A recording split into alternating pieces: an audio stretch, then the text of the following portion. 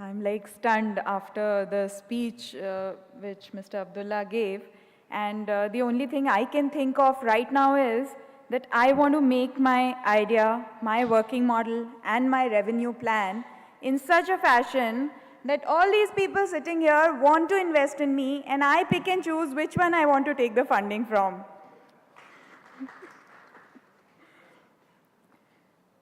Our next keynote speaker is an alumnus of BIT Ranchi, NITI, IIT Bombay, and Harvard Business School. With success stories of Aptech and Zensar under his belt, Dr. Ganesh Natarajan is founder of 5F World, a platform dedicated to investment and mentoring of startups, skills, platforms, and social enterprises. He is the author of multiple McGraw-Hill books on business process re-engineering and knowledge management, and inspired leadership of Gen Y. His specialities are leading teams and building businesses. Let us hear from Sri Ganesh Natarajan.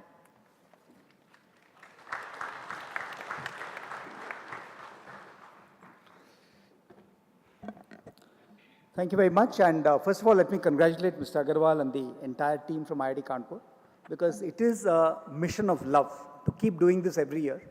And everybody wants new excitement, new ideas. So very good job for keeping the momentum going. And I'm sure we're all here to support you as long as you can take this forward.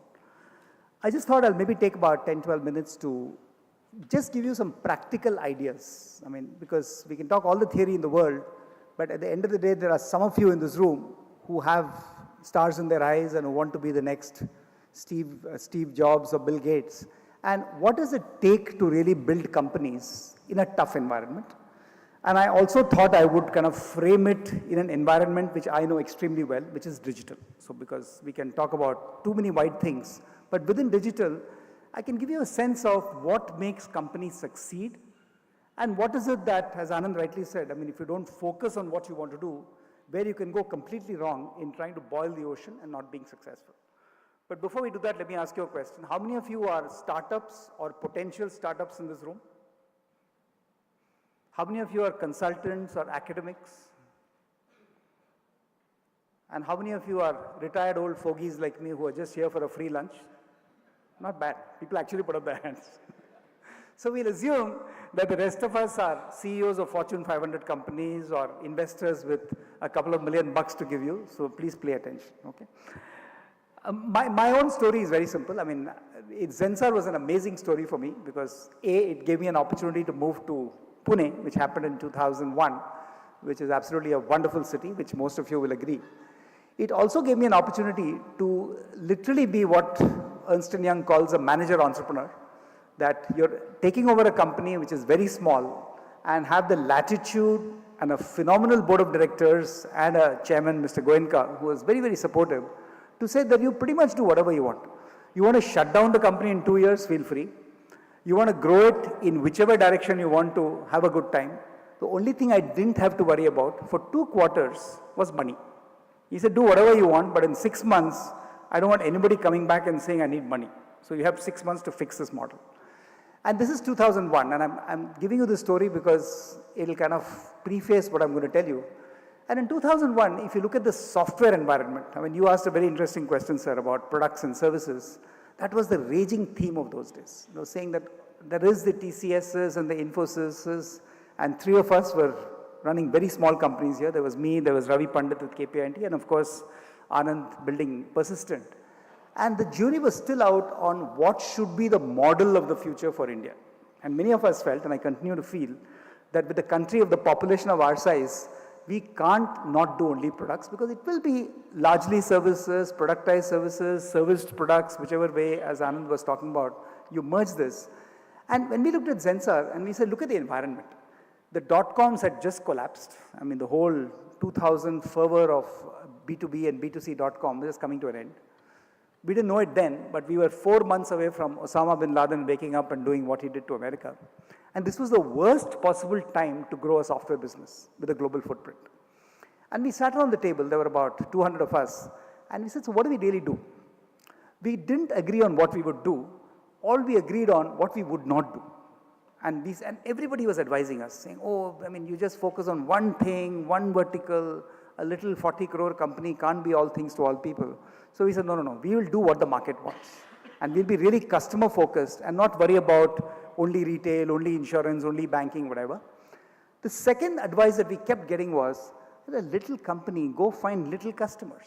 I mean, there are enough small manufacturing, banking customers out there, and you should go talk to them and saying that, look, the TCSs and the Cognizants and the IBM won't even look at you, we'll come and serve you. And in our superior wisdom, call it ego, we said that, look, we will go after the Fortune 500 and the FTSE 100 customers. And we're not going to go after anybody else. Now, to do this, okay, to really do something, you had to think of the word that Abdullah said, which is innovation. And we said, what does innovation mean in a much beaten up services industry? And one of the words that came up to us was that, look, everybody looks at India nowadays and says, oh, great programming capabilities. I mean, move from COBOL to BASIC to Java to whatever, but whatever. I mean, it's still a programming shop. And we said, let's build a company where we can legitimately claim that we don't do programming. And at that time, it was like heretical to make the statement. But what we did was we actually went out and bought some IP, built some IP, which was really use case modeling. So you could actually do complete modeling of a business application. You could generate the code in .NET or Java or whatever. And we went out and started selling this. I mean, I had a brilliant chief technology officer who still runs a company called Icon Labs.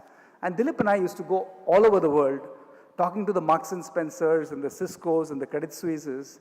And most of the time we'd get thrown out. People will say, what are you talking about? I mean, we already have a Capgemini or an Accenture. We don't want to work with a little company out of a city they had never heard of, because Pune was still unknown in those days. But we had great fun. Within 2 years, we had pilots going with Marks and Spencer, with Cisco, with Credit Suisse, with Nomura, et cetera, et cetera. And from there onwards, there was no looking back. Because it was purely a play of starting with something innovative and then using what we called a land and expand strategy to grow it from there. So literally in 12 years, we managed to grow the company to $400 million. And when I look back, and I said, were we being foolhardy with those initial commitments? Yes, maybe we were. But the good thing was that we were very focused, very steadfast, and said we will make it happen come what may. We were one of the early movers in the digital game. Today, of course, every company only talks digital. So digital is almost like the next big word after innovation. And when I left Zensar 2 years back, I said, let me really explore the digital landscape better. And we decided to work with two categories of companies. One is, of course, the startups. And fortunately, in 2016, the froth over the whole B2C e-commerce had already died down. I mean, I won't know Mr. Agarwal's data, but I would assume that 99% of the so-called B2C wannabes, which started in the wake of Flipkart and Ola and everybody else, collapsed within 2 years. Because there was really no market for so many B2C companies. But slowly, there was a glimmer of hope of companies with real models who were coming up. And we said, look, in digital, let's work with specifically companies which have a good digital model and can do genuine value-added work for India. Why India? I mean, maybe I was running a software exports company for too long, and I said, let's focus on making India happen. The second, which turned out to be a very interesting proposition, we actually set up a company as a joint venture with an American company called Chesapeake, called Calzoom Advisors, which is actually one of the, I mean, you can see the logo behind me. And Calzoom's mandate was what we call a grow, buy, sell mandate. We said we'll go find those $15 million, $20 million companies who already have established product market connect, or let's say they have a valuable product or service to the market, and we'll help them to grow organically. We'll help them to buy companies to kind of add to their value proposition, and eventually we'll help them to sell. I mean, whether it is selling equity or doing an IPO or selling the company itself, that's our model. And in the digital space, I just want to kind of give you a few examples just to show how successful companies scale. There's a little company called Beyond Core. You may not have heard of it. Beyond Core was set up by an extraordinarily bright, extremely poor IIT Kharagpur alumnus. He literally robbed his father's piggy bank about 10 years ago, went and got admission to Stanford, finished his master's in Stanford, then went to Harvard Business School, which is where I met him, and set up this company called Beyond Core. When I first talked to Arijit Sengupta, who's the founder, you can Google him, and Arijit is, by the way, today the head of artificial intelligence at Salesforce.com. So, and he's probably the man behind a lot of the Einstein work that Salesforce is doing. But even in those days, and I'm talking about 8 years ago, He had an AI company called Beyond Core. And he did AI for analytics for BPO companies. He was a big partner of Accenture, etc. And I met this guy because I was in San Francisco airport. And I know him since he was a little boy. And he said, look, uncle, I have to come and meet you. I said, good. And I had exactly 10 minutes before my flight. So he started giving me this big yarn on artificial intelligence. I understood nothing. And since I understood nothing, I assumed it must be good, because that's normally how you judge companies, okay? So I said, what do you want, Arijit? My flight's boarding. He said, I want a $25,000 check from you. I wrote a $25,000 check for him and gave it to him. This is like 4 years ago. And he says, don't worry, your money is really safe. And I promise you, within 3 years, either Microsoft or Salesforce will buy us, and you'll get a 10x return on your money. I mean, you'll be amazed. 2 years ago, which is exactly 3 years after he started the company, he got bought by Salesforce for 25x his initial capital. I mean, all of us got, of course, we were late investors. I got a 12x return, and I was really impressed. I'm saying, here's a guy who was absolutely clear that this is what I want to do. He never set up the company to grow it into a big AI company to compete with XYZ, etc. He just said, I'm going to sell it to one of these guys, and he built it for that. It's a very typical American way of looking at it. The 4 other companies, and I won't spend too much time, the company we work with, which is actually based out of California, Los Angeles, it's called Systech. Systech is a company which set up by 4 IIT Madras guys. I mean, I'm not only talking IIT alumni companies. I mean, I'll talk about a few more. But these guys have an absolutely amazing model. They realized very early on that, look, everybody and his brother will be talking big data and analytics and descriptive analytics. And they set out to build a company which would only focus on artificial intelligence, machine learning, predictive and prescriptive analytics. Today, if you look at their client list, it's to die for. I mean, Walmart, Tesla, Elon Musk's new company, all of them use them for AI. And the kind of work in fact, they're also doing work for a couple of companies in India. The kind of work they do is purely looking at predictive analytics for customers. And they've stayed focused. I mean, today they're a $20 million company. And what we're doing is working with them to say, okay, now how can you scale without losing focus and go into that 100 million segment? Another company I can talk to you about, which is a company that is based out of Princeton, New Jersey. Not Princeton, actually. It's Newport, New Jersey. And this is a company called Fulcrum. And Fulcrum, again, is a very, very focused digital transformation company. And what they've really done, very similar to what we did in Zensar, building that frameworks kind of model, is actually take a model of digital transformation and map it out into technologies. And they've actually adopted the grow buy phenomenon I talked about. They bought a company called RedStage. RedStage is one of the best e-commerce, Shopify, Magento models for the retail segment. And they've kind of bolted that on with a whole bunch of development that they do right here in phase 3 Hinjewadi. And they're really growing the company. And this is a company which probably will grow 30% per year for the next 10 years because they really know exactly what kind of customers to serve.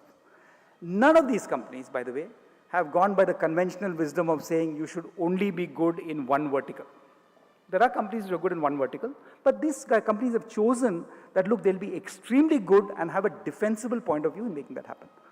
There are 2 more companies we work with, but I won't get into details. I'll just take another maybe 3-4 minutes. What about the startups? I know many of you have dreams. I met a young person who was working for us in Zensar and Marks & Spencer. And he reminded me that even 5 years back, he was the Ubharta Sitara of the year, which means a person bound to succeed. So surely when you set up your company, you'll succeed, because there's no doubt about that. But a lot of companies today that we're finding, and I see close to 400 to 450 ideas every month. Reason being, I'm an investor in a company called Cornerstone Capital. I'm an investor in an entity called OneCrowd. And these guys sift through the startup marketplace. And since I'm on their board, we kind of co-invest. We also do our own private investments. My own private investments are nothing to do with quick profit making. It's actually, as I said, digital for India. So for instance, we invested in a company called LHI Digital. It's called Live History India. Set up by a former editor of CNBC and Bloomberg Television called Minnie Menon. And Minnie's vision was that, look, there are so many lovely tourist destinations in this country, but everybody who comes here will still flock to the Golden Triangle of Jaipur, Delhi, Agra, or Kerala, and they really don't even know the Bhimbetkas and the Chilka lakes, etc. Let's bring the history of various parts of India together. And I remember she met me at a cafe coffee day in Mumbai, in Bandra, about 2 years back. So I said, Minnie, that's great. I love the idea, but how is it going to make any money? He said, look, I mean, this is exactly what we'll do. We'll do backpacking through tourism, we'll get the young people excited about India, etc., etc. And we did it. I mean, after I invested, we had Cyrus Gazdar, who was the founder of DHL in India. He invested. We have two other big investors. We have Shyam Benegal, who's an advisor to the company. And suddenly this company is really, really scaling. And she's getting projects from government, from people who want to invest in history and culture. Who would have thought that something like that would take off? Similarly, a company which, for Punekars, you'll like this, there is a lane behind Shaniwar Vada called Tambatali, which contains maybe 200 copper artisans. And I remember a company came to us called Studio Copper and said, look, we want your money and we want your advice and we want you on the board to help us to take these 100 artisans, copper artisans, maybe make them 1,000 across Maharashtra and give them really world-class capability. The total earnings of a typical copper artisan used to be maybe 4,000 rupees per month, literally subsistence. In the last 2 years, we've seen the earnings grow up to almost 15, 16,000. They are actually working with NID designers, and if you go to the site of Studio Copper, it's studio and then COPPERE, not ER, you'll find that they have the kind of designs which are now being sold in America, sold in the Middle East, and suddenly it's become an international brand. And it's a profitable company. Why am I giving you these examples is, there's still enough money to be made in the startup area. And I'll conclude by saying, my experience earlier with Zensar and Aptech, and in the last 2 years, working with, I would think, about 14 startups and about 6 growth companies, the 20 million wanting to be 100 million, is 3 things. Okay, one is, as Anand said, and I'm repeating, it's focus. You be very, very clear what you want to do. Do not let a stray incidents get you away from it. Do not also let an opportunity get you away from it. The biggest problem of the early product companies in India was they got diverted into services. Somebody said, hey, you have this lovely technology with PHP, etc., etc. Can you take on this $800,000 services assignment and build this for me? And immediately the best engineers went there and you forgot about your product strategy. So I think that's important. The second is what Anand talked about for 20 minutes, so I will not talk about it, is to get a good board. The only place I'll disagree with Anand is, people like me will not come onto your board because we love you. We will come onto your board if we believe that we can also make money in the process, not through rupees or compensation, but through taking a stake in your company. Maybe investing either time or money or both and really helping you to succeed. And I think at least a couple of people who come onto your board, you must get real financial incentives to make it happen. And you may still get like somebody like Shyam Benegal in LHI Digital. I mean, he just loves history, culture, movie making. So he says, I'm going to be here for fun. So there'll be people like that. But get a combination of very, very serious investors in your business to help you. And that always helps, in my opinion. And last but not the least, do not discount the value of capital. Too many people in India have saved 50 lakhs or just got married and told their father-in-law to give them 20 lakhs, which is the worst thing you can do, because your wife will leave you and go away, I mean, if you're a man. But I'm saying, don't forget that there is multiple stages of capital you require in your life. So even if you feel that you're covered for the next 6 months to 9 months, getting product market connect in a very competitive marketplace is not going to happen in 6 months. So look at your 2-year window and say that, look, can you sustain? Can you sustain by not cutting costs? Can you sustain by building a team and get that initial capital in place? Till a stage where somebody is going to seriously believe in you and maybe give you a couple of crores. But Series A venture capital for any company today, unless you're really, really hot, is maybe 3 years away. So can you really make that 3-year happen? So I think if you look at capital, look at who's going to help you build the company, make sure you have a team, meaning that it's not just you and your best friend, but you have the ability to attract people within a combination of equity and cash and get them to be full-time employees of the company. And you take this forward. My belief is, whether you are looking at the digital landscape, which is huge and will continue to be huge, whether you're looking at IoT, looking at healthcare, looking at whatever area you choose to, make this happen. And I have no reason to believe why 5 years from now this hall will be double the size, because there'll be so many successful entrepreneurs out of India and out of Pune. Thank you very much, and thank you for inviting me.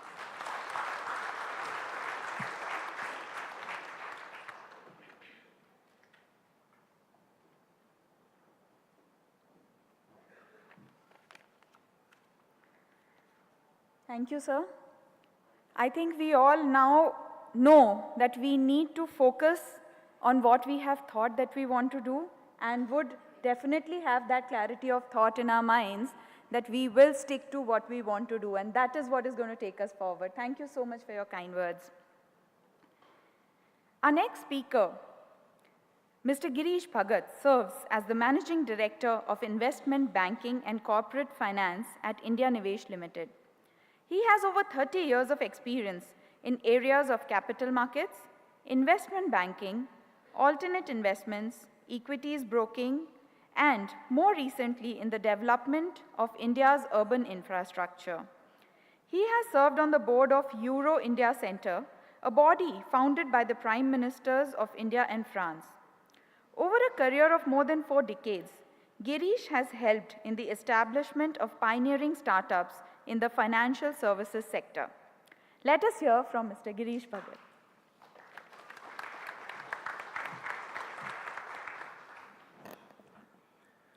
Good morning, ladies and gentlemen. I stand before you with a little different set of experience. Before the word startups got the buzzword, I've been initiating new businesses as a concept without money and creating some very large, and some were catastrophes.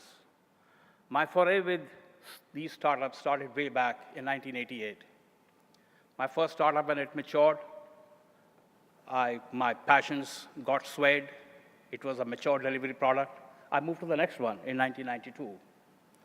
Keeping in mind that the ecosystem that was evolving around us, every single initiative that I took was keeping 2 things common: the ecosystem and the technology base, the framework, which would make that business unit into a sustainable, globalized business unit. My next foray was in 2000, and thereafter, from 2012 to date,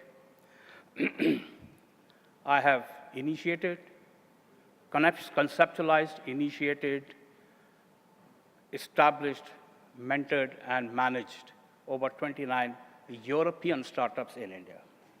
European startups. Why? Why it was European? Why it was foreign? European because I happen to be more connected with Europe than anywhere else. The implication was simple.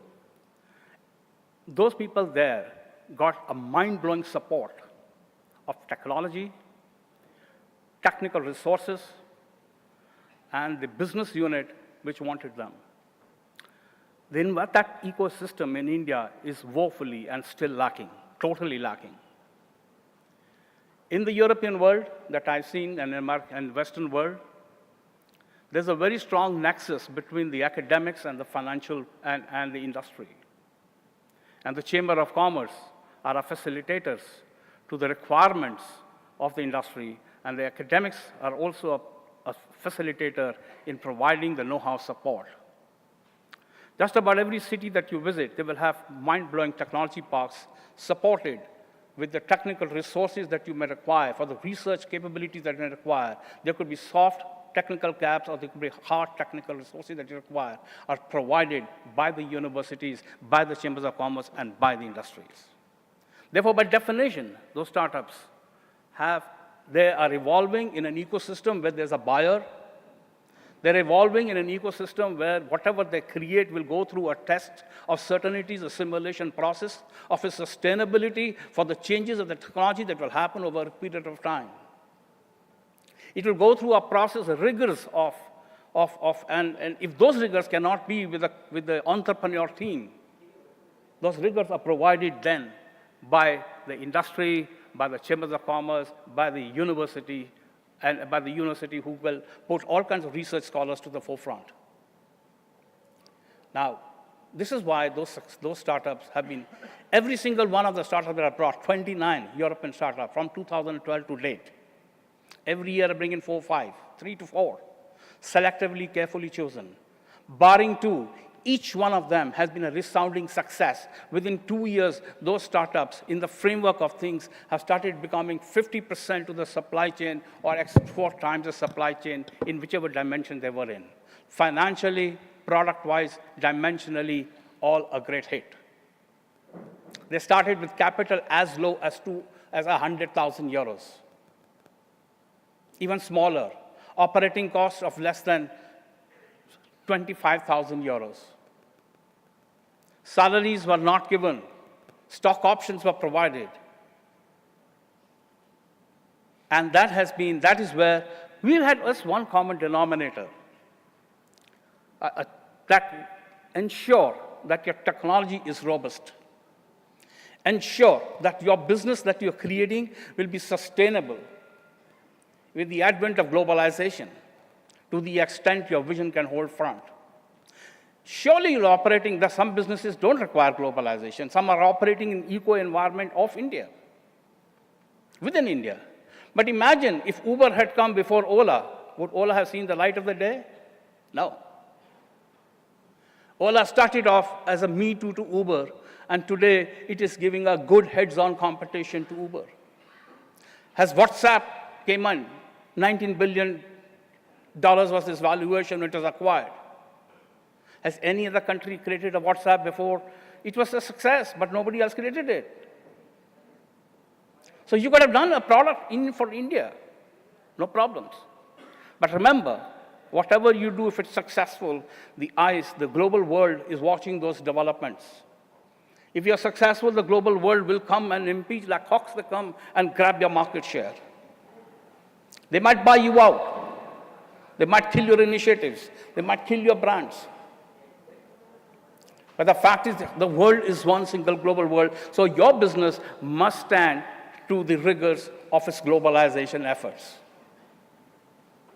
How many of us are thinking of doing that? The earlier speakers mentioned about importance of your board of advisors, focus of your advisory boards.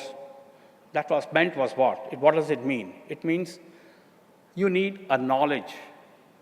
There's a knowledge gap between the entrepreneur teams. And these board advisors, carefully chosen, compensation and no compensation, advisory boards, directors, and so on and so forth, bridge that knowledge gap. They're able to stand, give you a direction. A lot of soft talk, core talk can happen on the soft side of your businesses. But where's the technology? Where's the emphasis in technology? How will you create those technologies by yourselves? If you get into a stumbling block, who are your PhDs who will support you? Have you got access to them? Does anybody provide you the resources? No. Practically, no. If you're lucky, you're working in an IIT environment, okay, you have some personal. Where is the structural format? No. I am as much interested. My aim of bringing the European businesses here is not to give them the opportunity to make money out of India. My objective since 2010 has been to build the technology divide between India and the rest of the world. And that's where I bring the businesses which have cutting-edge technologies and I bring them to India. Over a period of time, this technology got absorbed, adapted, by the Indian partners. And we move on to the next level. I'm not going to tell you how to run your business. I'm going to tell you what are the challenges that you will face. But all I have to offer to you, and I make this offer, in my connectivity with Europe, I'm pleased to inform you, yesterday night, I got an opportunity, I'm here to address that, City of Louvain, which is the front runner in a pole position of being the innovative city in the European continent.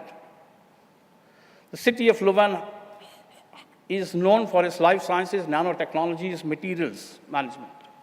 The City of Louvain has over 6,000 PhDs working in their academic fora. You name it, and most of the inventions of life sciences have come from the City of Louvain. Ladies and gentlemen, the City of Louvain is willing to offer the entrepreneurs here and beyond their test beds, their R&D platform, their access to their research guys, and their markets in Belgium and going forward to the whole of Europe. It's an offer for you to take. Dr. Nitin Parab, my friend here, will be familiar with it. And I leave those thoughts. Think about not just doing a business, not just about making a little valuation and moving on. Think about, will your business survive not just 10 years, 50 years, 100 years? Can you create a Siemens? Can you create the likes of those organizations which have survived generations and generations of people? They all started from a startup. Thank you very much.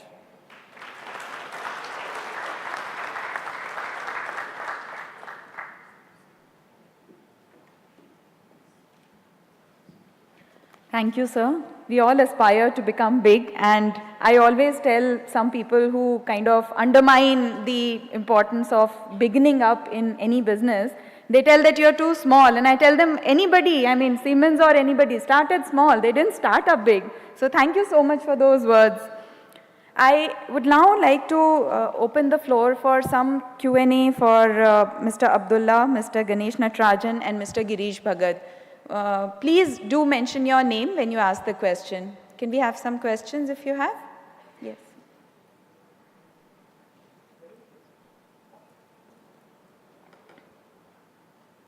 Just pass on the mic.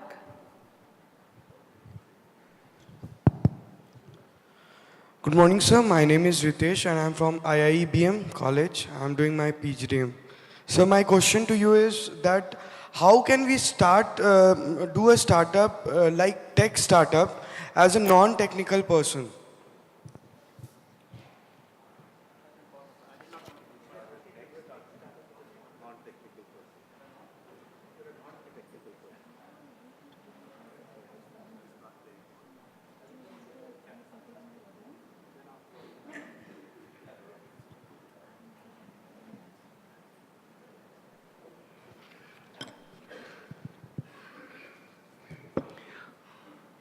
I'm a business economist. I never knew anything about chemistry, physics, never. Every single business that I brought to the country has got huge technology elements to it. Technology, if you're not a technical person and you understand the eco-environment well, and you see there's a gap there, it's a question of tapping a resource who brings the technology into it. Never be bogged down by the fact you don't know this. I'm working on transactions right now involving acquisitions of technologies in the life sciences space by Indian companies in Europe. It's a maze of chemistry and biodensity. I know nothing about it.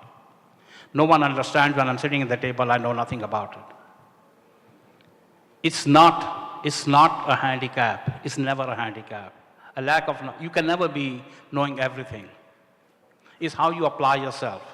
It's a gap of resource that you need to plug in as much as financial is a gap of resource that you need to provide from outside. That any technical requirement can be clubbed. And that's why I said, if a project requires technical competencies which are beyond your realm, even if you are a technical person, even if your team you have, but they can become beyond your realm. The best thing is to be embedded in technology parks which can provide you with those technologies that you really require to complete your offering and go beyond if required. Thank you, sir. Sure. Thank you. Yeah, that was a very interesting question because this is actually one of the 7 reasons why entrepreneurs fail. That's why it's a very good question. Entrepreneurs believe that if they launch an idea, they are whole and soul Julius Caesar of Rome. You're not. If you don't have the skill, you're not Julius Caesar. You're not even Roman. You're not anywhere close to Europe. So what you need to do is, if you have a great idea, hire the right skill. You don't necessarily have to be the CEO. It's very, very important you do that. We've invested in 12 startups. Some of them are now best startups known in the world.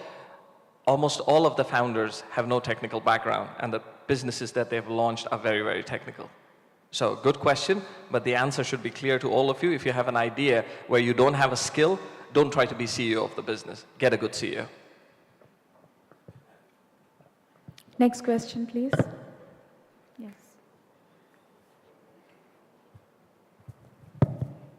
Good morning, sir. Hi, good afternoon, everybody. My name is Swapnil Bhosle. My question is a funding important step for any startup? or can we run a startup without funding as well? And if we do, what exactly we are missing? Can you say your question a little Sorry, did you slowly? say, can you do your startup without funding? Yes. The answer is no. Okay. I mean, But in traditional... how are you going to feed yourself and feed your family and if you don't have money?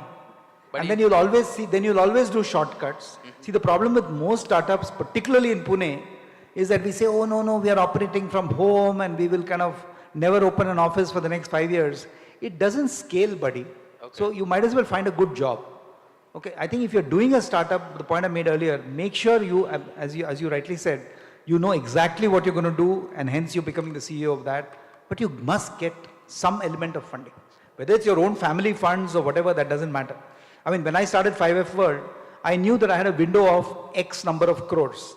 If I didn't have that window, I would not have started it.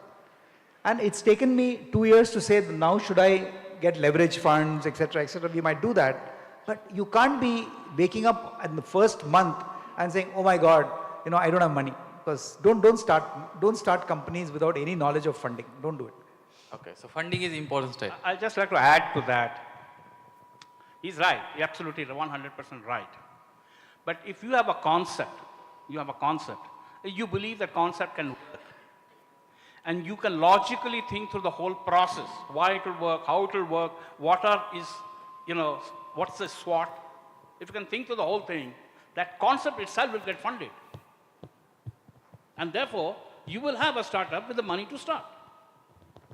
So the idea is the whole concept, if you can design your whole thinking, the idea of a business, lay it down, take it forward, which is the market, what are the impediments there, what are the impediments in product development, go through the whole chain, every single variable, the human resources, the market resources, everything. And then you will be able to market that concept. Guarantee you will be able to market it. Yours truly has done it 4 times in my life.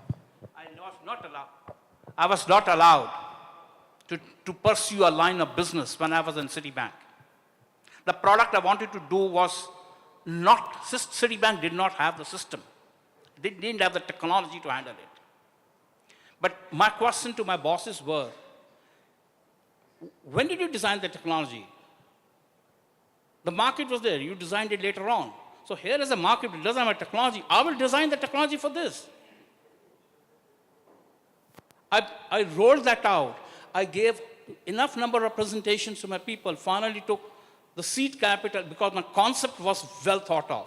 The seed capital was delivered, and that became a business for Citibank worldwide. Okay. It's no different from running a small shop. I left Citibank and started from top of a garage to run another business. Again, I had a concept on a paper. This is what we will do. This is what is required.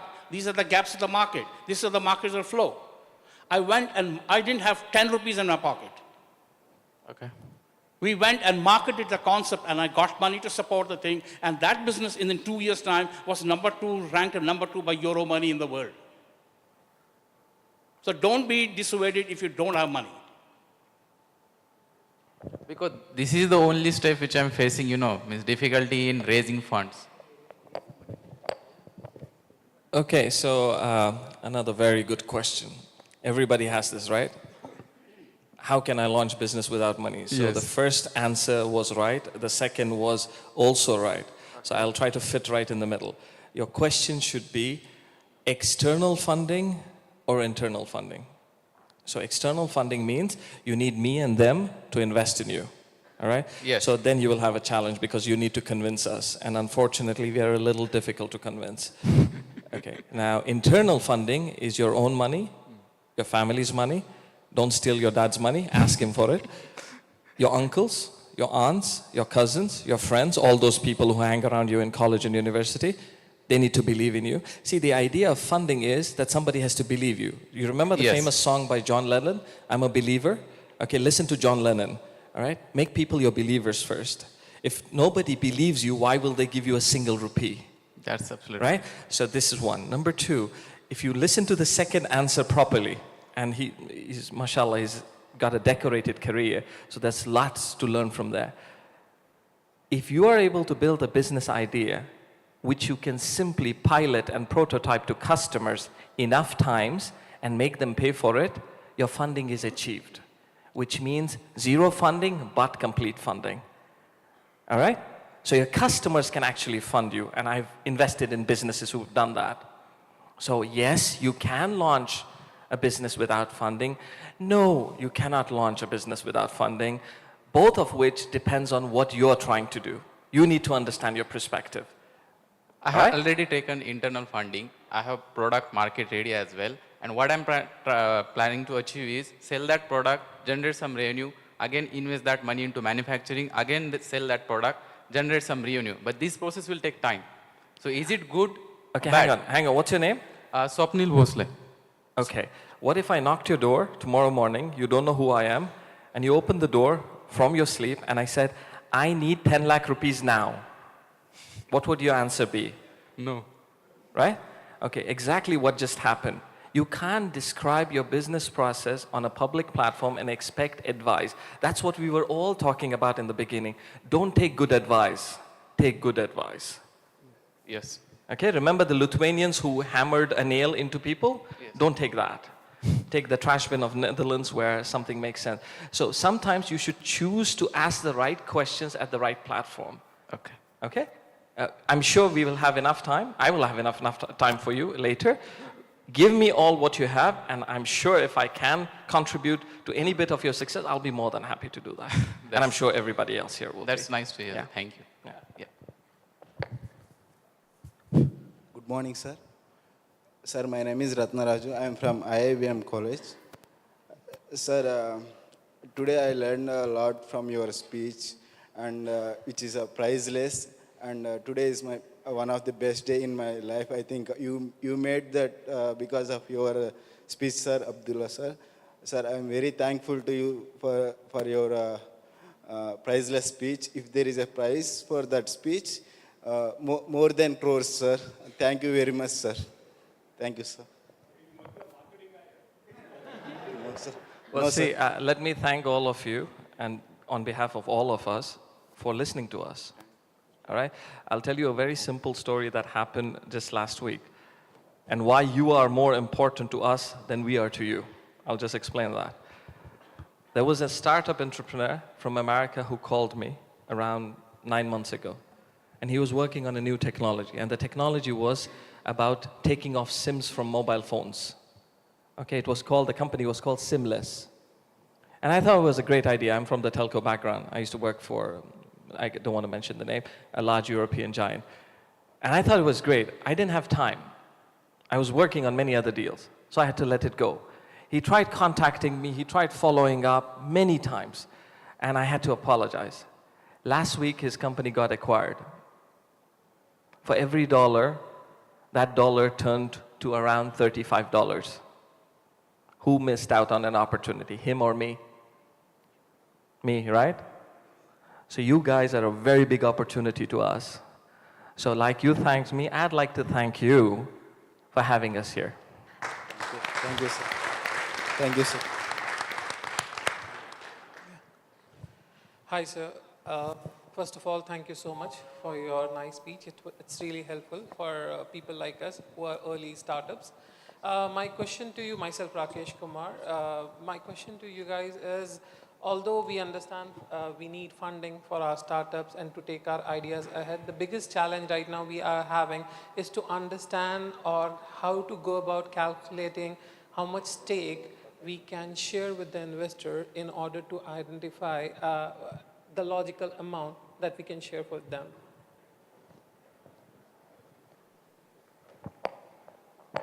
No, your question is, if you raise money early, how much stake should we give? Is that what your question is? Yes, to the investor. See, there's no answer to that question. I mean, this is like asking how long should my legs be? Your legs should be long enough to reach the ground, which means it doesn't matter. Okay, so it is a question of saying that, look, if you look at a window for that's why I said make a plan. Why have you set up this company?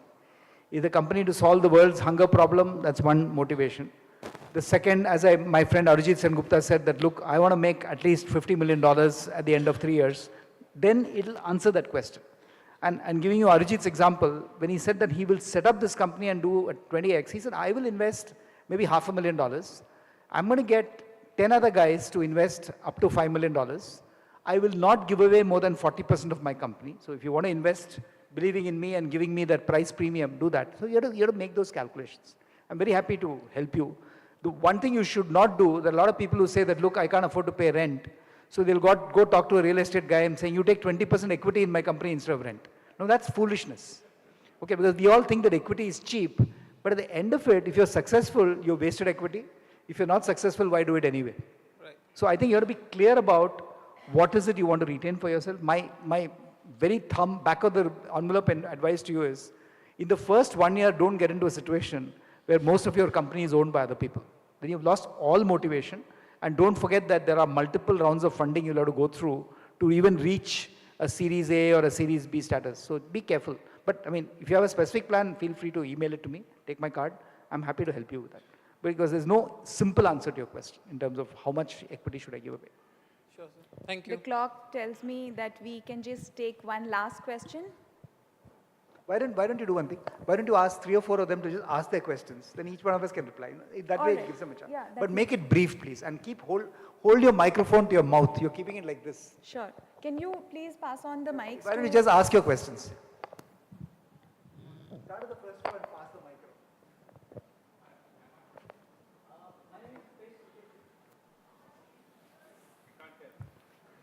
And don't tell us that Good morning.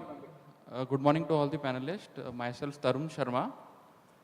Sir, I would like to understand, because all the talk has been around technology, what about the startups who are in the sector which are operationally very intensive, and technology plays a part as means to the ends? There are sectors where have not been sectors have not been organized, and there is a huge scope of scaling up businesses. So do the investors also take interest in such sectors where technology is a means to the ends? Okay, got it. Yeah. Other questions? How to understand, sir, how much capital to be raised for a company? Good morning, gentlemen. My name is Deepak Tulsani. I'll keep it brief. Help me out in shortlisting a venture capitalist or an investor, because that's one thing which I'm right now confused with. I'm finding it difficult to identify which VC to approach, because they might be of interest, might not be of interest in terms of domain which I'm working. So help me out with that as well. Thanks. Good morning, sir. This is Shabir Lokhandwala. I had a question. First, I have 2 questions. First is, you mentioned that you take other team members on stake. Instead of paying salary to keep your operating cost low, you take other team members as on equity partners. So what will be the fair judgment to give the equity to other team members after reaching a certain level? The second point is, as an investor, what is your perspective? Do you require a good team to fill up all the gaps in the company to invest your money? Or let's say if you have 1 or 2 team members with other employees on a team and with a good concept idea, so that will be a good investment for you. As an investor, what do you think in a company? Hello, my name is Sadiq Bansode. I run a life science startup. And I want to ask you one question that this has a little background. I met one college student, and the student wanted to make one startup, and he has raised fund by asking his parents to take a personal loan and fund his startup. So I want you panelists to advise the student community here that while raising a startup, is it a good advice to go ahead and ask your parents to take loan or something and fund the startup? So my advice is no, but I would like you to please address the student community. Hello. One last question, Hello, please. my question is with the Indian context, what is the appetite for investors to invest in the social projects, largely addressing rural and agrarian economies? Hello. One last question. I have been raising hands since long. The product which I am trying to address is industry specific. So the scalability varies, because if it is to masses of the people, the scalability is different, but it is specific to industries, the scalability is different. And the other thing is, it is investment intensive. So how should I look at the product? Because developing a prototype will cost less, but developing the commercial model is going to need quite a good amount of money. So how should I look at it? Because when I look at my product, it gives me a intuition that it is investment intensive, so and scalability is different. So how would the investor look at it? Thank you. Okay, so I think basically if I were to just put 3 buckets and request other people also to participate, see, we are saying what is the areas that are exciting. So as you rightly said, it need not be only technology. It could be technology as a means to solving a real business problem. And to which you also said, are people willing to invest in social projects? So that's one bucket. The second, of course, is everybody's favorite topic, funding. I mean, should we ask our parents for the money? Should we, as you said, line up? Is there somebody who can help us to say that, look, these are the investors or the VCs who will invest in our company, etc.? And I think the third bucket, which I think you talked about, is what do investors look for?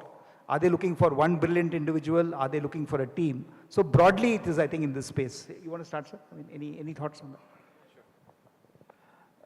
I think, okay, let me also summarize this. In terms of funding, how you raise your funds depends on how big or small or regular or unregular your idea is. So that can be answered in a straight apple-to-apple fashion.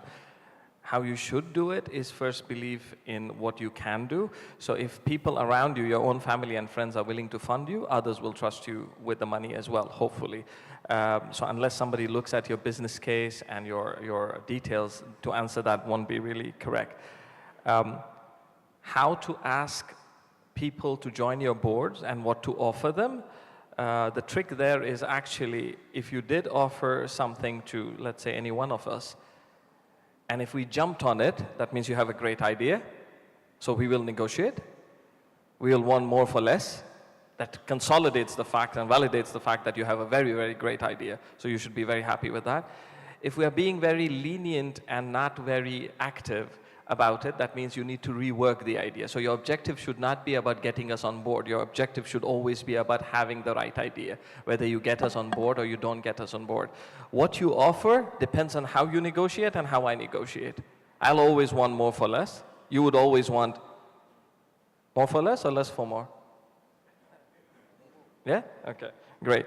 As far as investing in social projects, yes, I think that is a sector that investors are looking at very interestingly. And if there are projects, then they will definitely give an interesting twist to the industry. Student startup funding. That is something that's already in the radar of the government at the moment, state level and the central level. But yes, even VCs, we look for student opportunity of funding. Whatever support they need, in fact, the student gets the maximum support in terms of knowledge, know-how, etc., as long as they're able to build up their ambitions in the right fashion, and then the perspective can be worked around with people who are mentors or coaches, etc.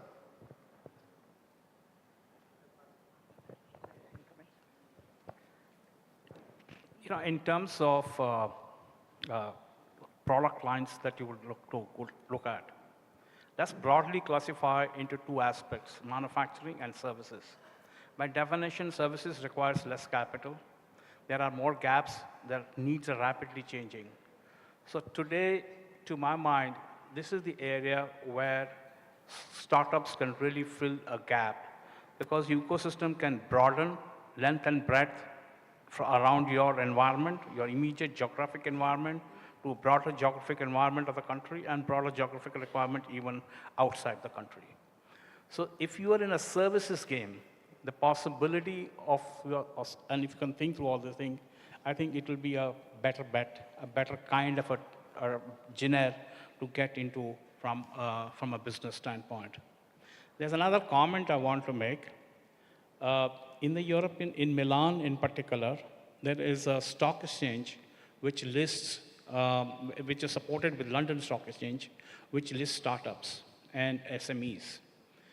It requires a certain size. Now, interesting concept that we are working on is take Indian startups, which are kind of, let's say, must be in the same category. We can merge them and merge them with the international partner, and together you list that entity into an exchange. 2 benefits. You don't get an institutional investor calling the shots. You get a retail participation. So it's an IPO versus an institutional investor as an investor. Number two, your markets immediately, exponentially grow.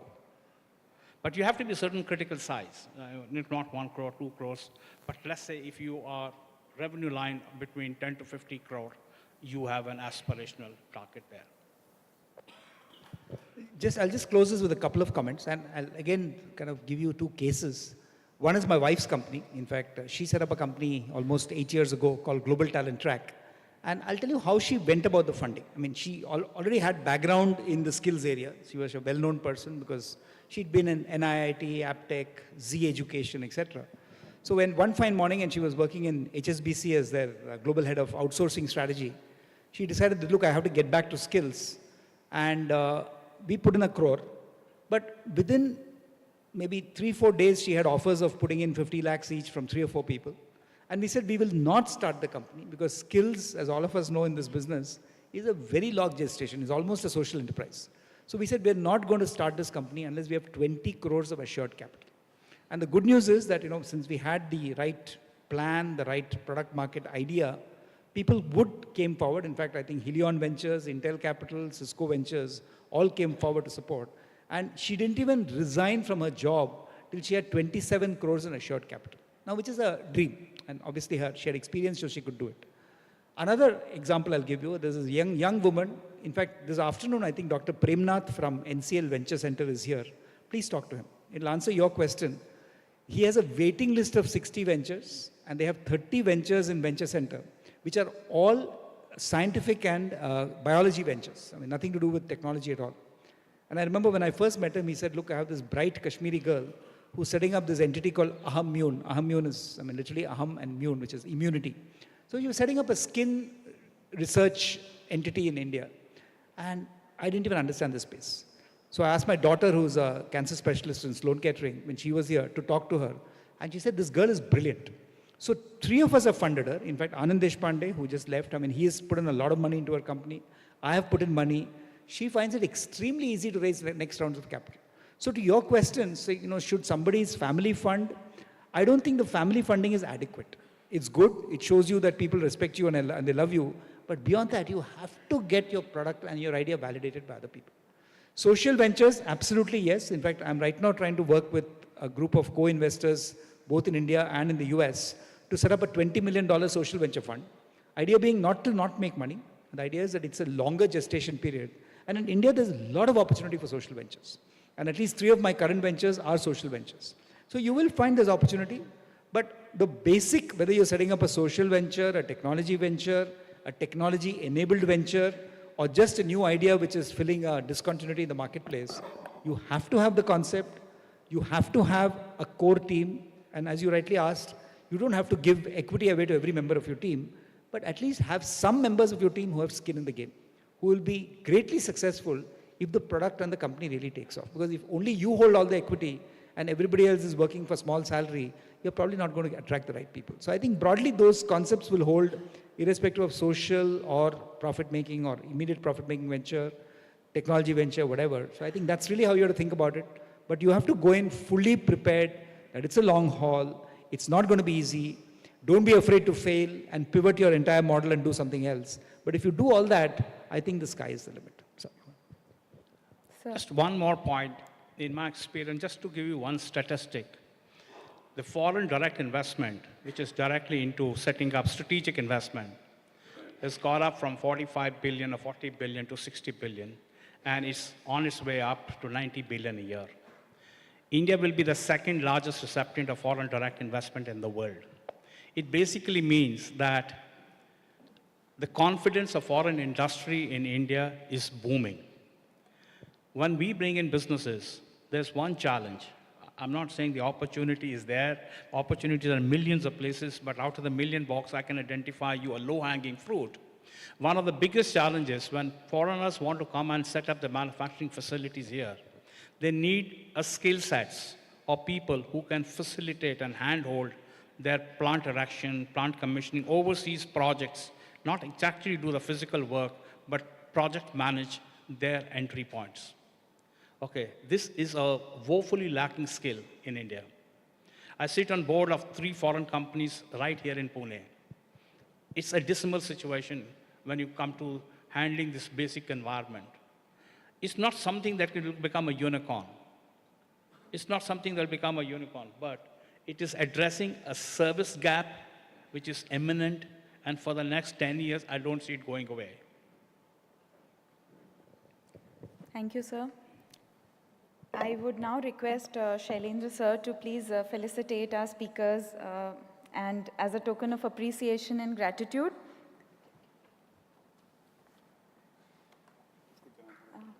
Mr. Abdullah.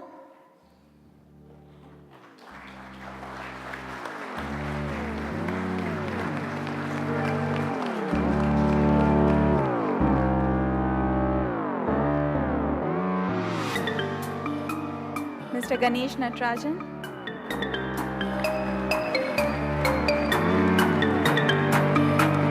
Mr. Girish Bhagat.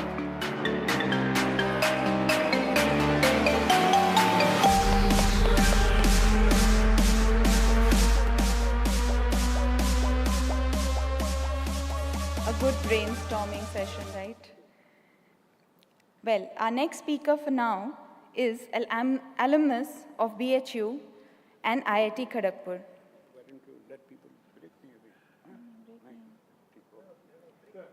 anyone wants to go and sit down, you're most welcome to do that, who has already captured up.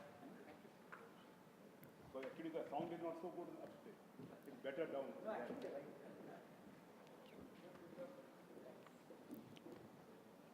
Mr. Krishan Khanna has established Hoganus India Limited and served as its vice chairman and Deonara India Limited, serving as its director. Currently, he is the chairman of I2K Solutions, a unique company which offers a universal platform of an e-teacher for one-to-one mentoring for all types of e-learning. Being a part of committees for Prime Minister's Task, Planning Commission, Ministry of HRD, he has promoted the importance of vocational education and training, skill building, and employment generation. Please welcome Krishan Khanna ji.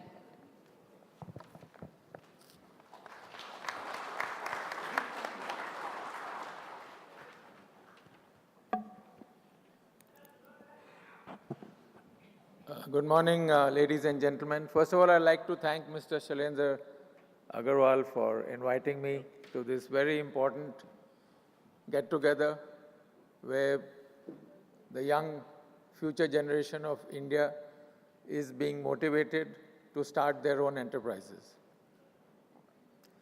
I would just like to start off in a very different direction than the rest of the speakers have before me. For example, what is so common between Reliance, Infosys, GE Capital, Boeing Aircraft Company, Hero Motor Company, Apple, etc.? They were all startups once upon a time.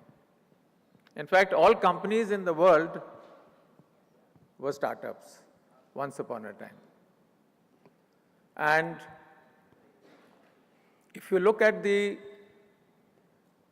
structure of business organizations in the world, they fall into 4 categories: micro, then small, then medium, and large. The space in the top for large companies is very small, but everybody starts small. Just to give you an idea, because we do this research in our foundation for the last, I run a foundation also, for the last 26 years. The micro companies all over the world, means up to 10 employees, constitute about 93% of all organizations in the world, 92, 93%. The small organizations, which are up to about 50 employees approximately, of course, they have a requirement of capital and all that. I don't want to go into details. It's about 6.5% of the number of organizations. The medium organizations, which is about 250, 300 employees, is about 1%. of all organizations in the world. And the large companies, the ones which are very visible to you like Reliance and Mahindras and Airtel and all that, they are less than 0.3% of all organizations in the world. So it's very crowded on the top. But don't forget that they all started way down. I mean, Dhirubhai Ambani had a dream. When he was working in a petrol station in Aden, he said, I want to start a refinery. He had a dream. He had no money. But he had the conviction that one day I will do it. And you know what has happened. So, the other thing which I just wanted to share with you is that there is a tendency today in India to look at startups in the area of technology. But we should not forget that you can have startups in agriculture. You can have startups also in manufacturing, not only in services and technology, but also in the social sector, like Ganesh was mentioning and Steve was mentioning. There's a huge, we are working on some projects on social enterprise, because I work with Professor Mohammad Yunus for the last 10 years, and he has a unique model for social enterprises. So, because there are a lot of entrepreneurs who want to do social good, and for them, the direction is only a social enterprise. So there is a huge scope, and you know, the World Bank had come out with the Millennium Development Goals, which finished in 2015, and we failed in many of those requirements. We could not meet the MDG goals, and now the United Nations has come out with the Sustainable Development Goals. We started in 2015 and it will end in 2030. And if you look at those 17 goals in the SDG, I mean, they're all business opportunities really, you know, and if we want to make the world a better, safer, cleaner, happier planet, we have to solve those 17 SDG goals. They're huge, huge opportunities. So I thought I'll just mention it in passing, and one should not think that only technology is the area for you to go, because I know many people in this room and outside this room are looking at projects in agriculture or non-technology, and I can tell you there is a huge scope. I have done 15 joint ventures in my lifetime. One of them started in Pune in 1986, and two of my companies are listed on the stock exchange. We have been very successful in the sense we control 100% market share even today of our companies. But out of these 15 joint ventures, one joint venture went kaput. And the reason was that I, as one of the co-promoters, never did my due diligence on the other promoters. You know, because sometimes what happens, circumstances force you to look at partnerships. So instead of doing a proper due diligence on the co-promoters, I went ahead blindly just by hearsay, and the results were disastrous. So this is something which I would caution all new startups. If you are having any partnerships, please do proper due diligence of your partners. Please don't only do because they have money. Let me tell you, money is the cheapest commodity.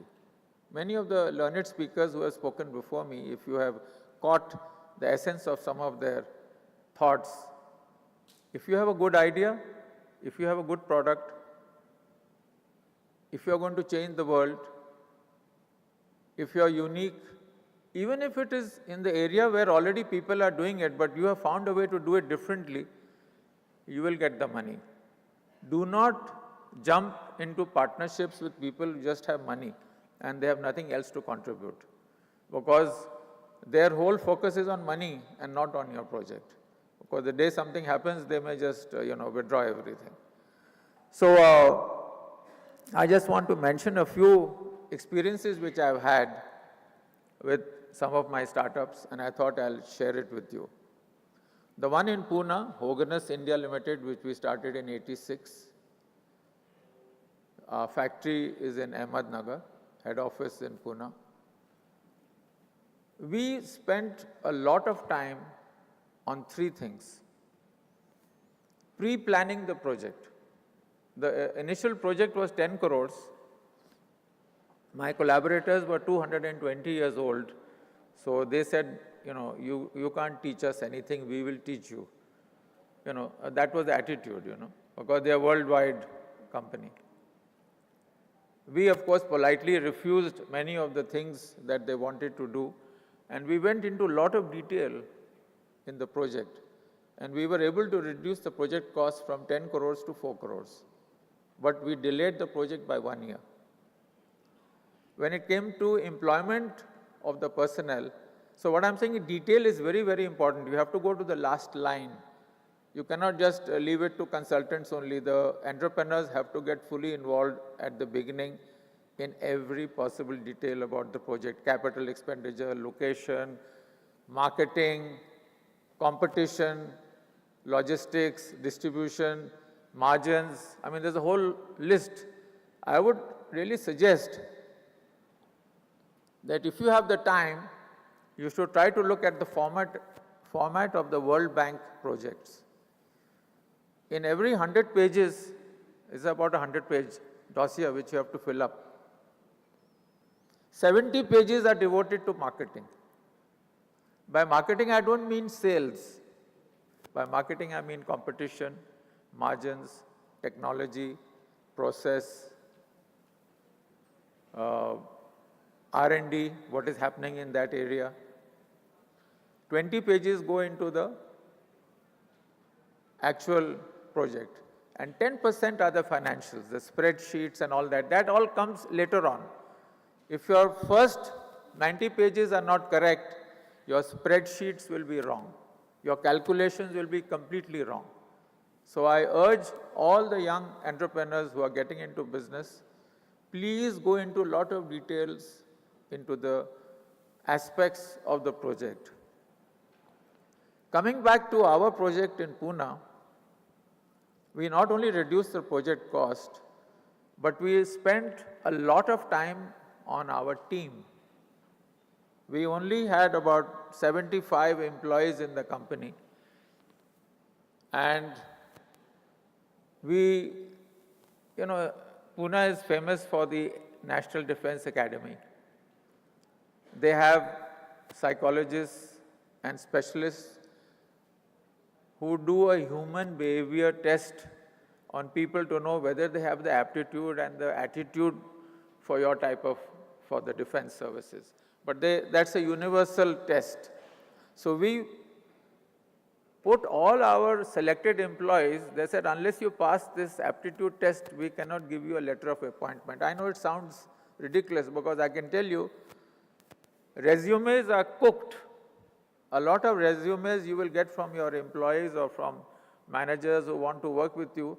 You've got to double check, triple check, but also see that you have some mechanism to put them through an aptitude, attitude test, and also to check whether they are ethical human beings or not.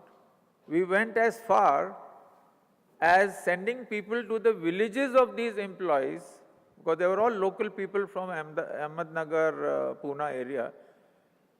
We spent a lot of money. It may sound very absurd, but we spent a lot of money in 1986-87 to find out about the background of our employees, who are their families, what do the people think in their village about these employees. These are very ordinary details, I'm saying. But what resulted was that we had a high-class manufacturing setup. The project, which was planned for 18 months, we did it in 9 months. Cost reduction, we made profit in the first year. So I'm just mentioning these details because, I thought I'll just share some experience about what we have been through. The other aspect I wanted to mention was on skills. We have been partly responsible for the new government to start the Ministry of Skills. And the reason is that my background is that I have done JVs from Europe for about 15, 20 years. The 15 JVs which I have done, only one is out of USA, all of them are from Europe and the Far East. I have done JVs with Japan, Taiwan and all that. And what always intrigued me, that countries like Germany and Japan, which were destroyed in the Second World War, how is it that they sprung back to become the second and third largest economies of the world, especially when they were bombed out, especially when the Allies took away all their IPR, took away their machinery, took away their scientists, took away their engineers. How did they spring back? If you see the map of Germany and Japan, you'll notice that is hardly 10% the size of India. Germany's exports is equal to India's GDP, about 1.6, 1.8. Now we have gone to 2.5 trillion, but I'm talking about 2 years ago. Japan's GDP is about $5.5 trillion. We are at 2.5, and Germany is about 3.2 or something. So the question is, we realized, or I realized, that one of their strengths is not only the education system, they have a huge ecosystem for skill building. Why I'm saying it is, Japan has about 150,000 skill centers. Germany has about 100,000 skill centers. China understood this very clearly, very early in life. China has 5 lakh vocational training centers, 500,000. India has about 20,000 centers. But we have 60,000 colleges in India. We are churning out people with degrees. Now the question is, if you want to be a startup, just doing BCom or BA may not give you the ideas or may not give you the strength of observation of what's happening around you, to the extent that if you've done some particular skill, and that normally starts from the age of 14, 15, where these young girls and boys start learning a vocation. And what happens that when they are doing their internship, they start getting ideas. They start working with industry, they start working with services, they start getting ideas. They tell the boss, sir, this is not the way to do it, I have a better idea. A lot of ideas germinate in the minds of the youth at that stage. What I'm trying to say, you don't have to be an MBA to start a business. This is this is also some apprehension I've noticed in the minds of some of the business leaders, especially some of the political leaders, that you have to be an MBA. You don't have to be an MBA. Dhirubhai Ambani was, nowhere near a school pass out also. And in fact, if you read the life stories of eminent entrepreneurs, whether it was Bill Gates or Dhirubhai Ambani and the whole list of them, they never went to college also. But they had an idea, they had a thought, they had a dream. And in spite of everything, in spite of all the criticism, because some people did mention that, people thought they were crazy. If you're going into a very unique business model, you have to be really crazy, because you believe it's good. You believe it's going to work. You believe you're going to make money. But I must caution you at this stage. If money is your only objective for a startup, I put a big question mark.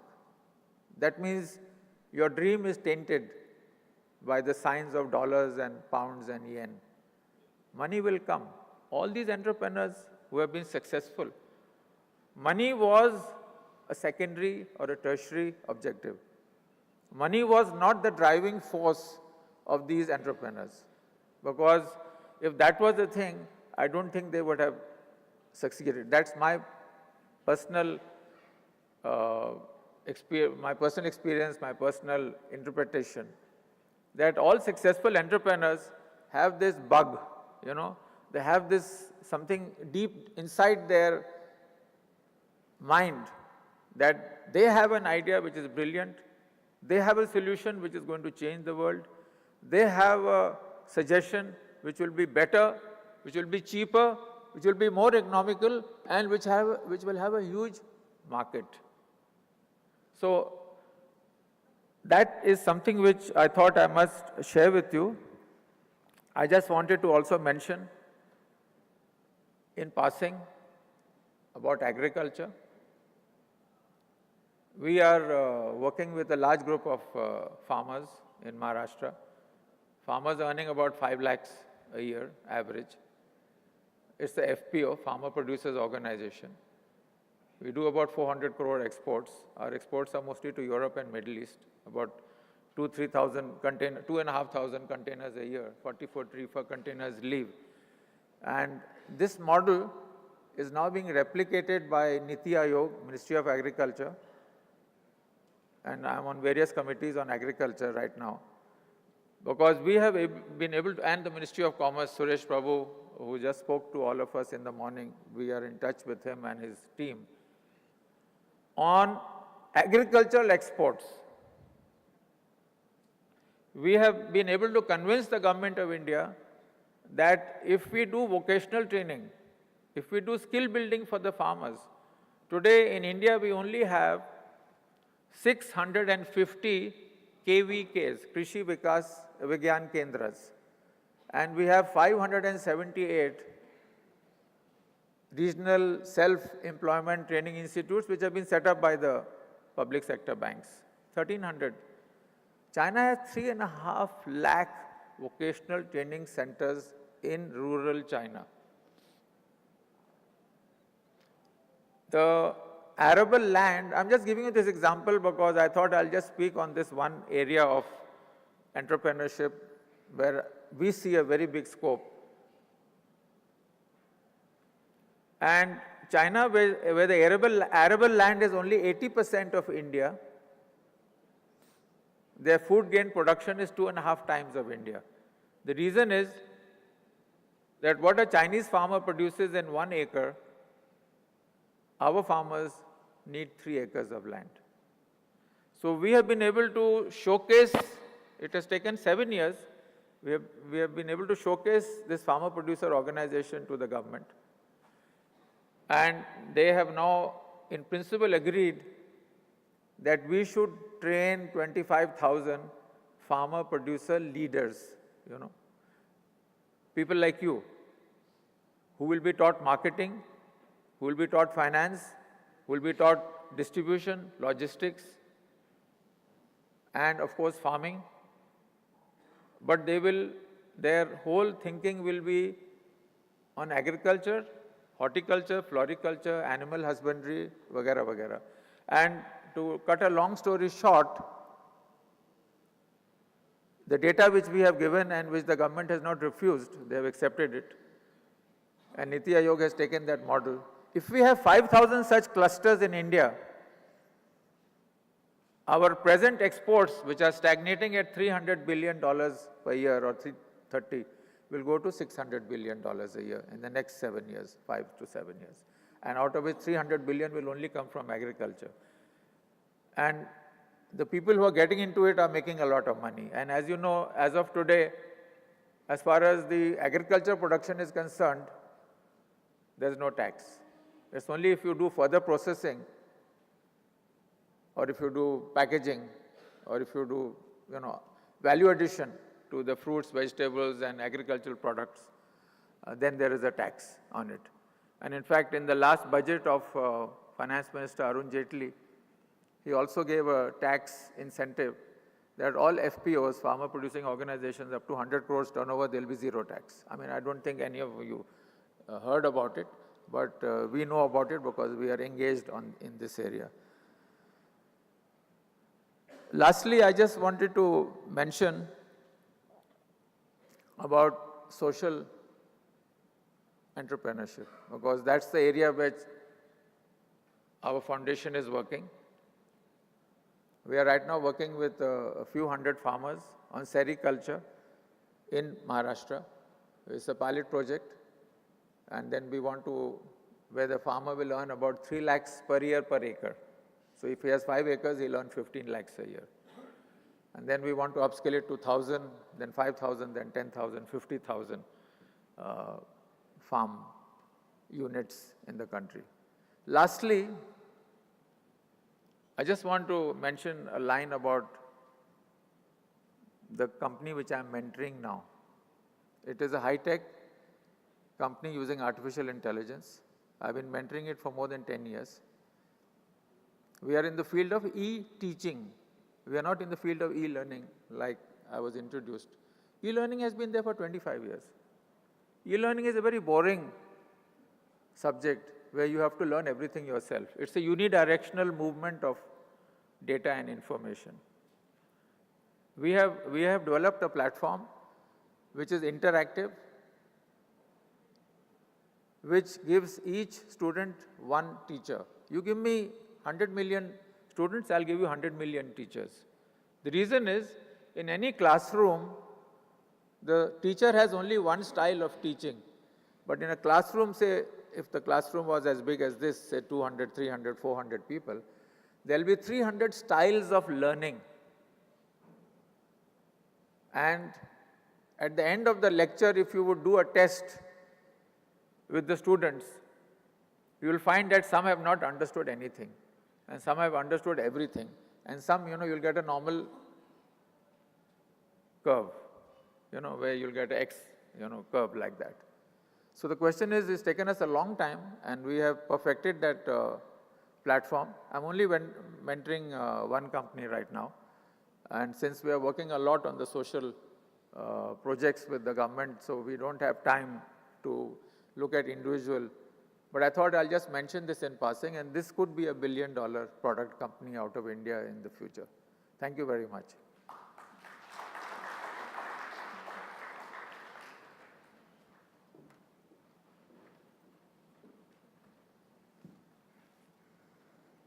Thank you, sir.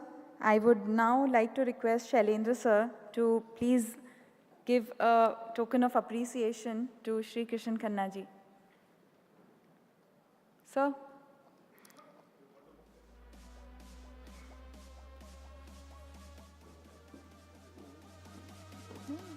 Same book.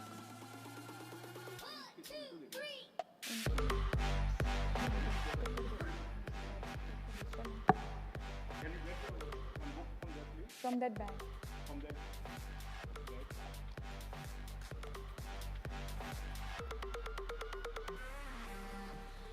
We are going to give him his own book, so I didn't want to do that.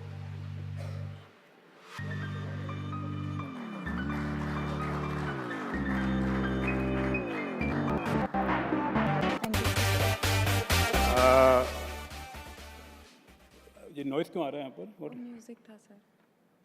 No, see, we are running out of time, so I request the speakers to kindly speak as much to the point as possible and try to remain within the thing. Otherwise, some of them will not have lunch available to them in future. So, please. Our next speaker, Dr. Sunil Shukla, is the Director of Entrepreneurship Development Institute of India, Ahmedabad, and is a distinguished entrepreneurship educator and researcher. His pioneering work and studies in entrepreneurship have been successfully adapted in the form of modules, programs, and development interventions. His research projects have helped Government of India in framing policies to establish entrepreneurship and business development centers at universities. Let us hear from Dr. Sunil Shukla.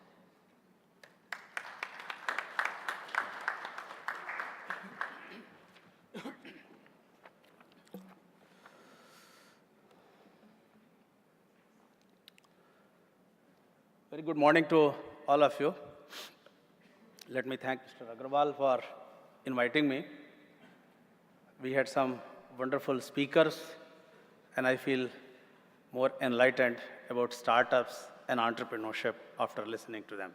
Thank you for giving this experience to me. Can I just ask that how much time do I have? I will adjust accordingly, otherwise a teacher is a teacher.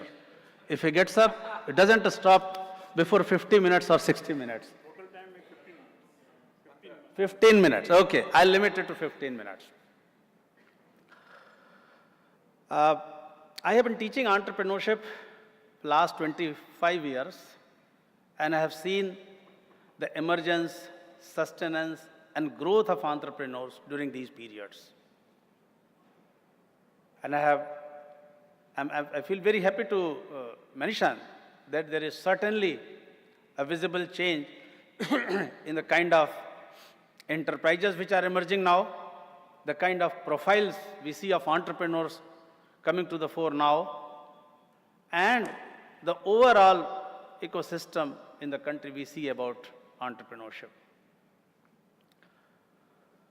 I remember at EDI when we launched our initial programs for entrepreneurship development. We run 2-year program now, but when we launched about 20 years back, it was difficult in attracting students. It was difficult in identifying those who were making conscious decisions about going for entrepreneurship. And so for faculty development programs that we used to organize one program, and often institutions, colleges used to recommend those they wanted to probably get rid of them for about 2 weeks, and that is how they were sending them.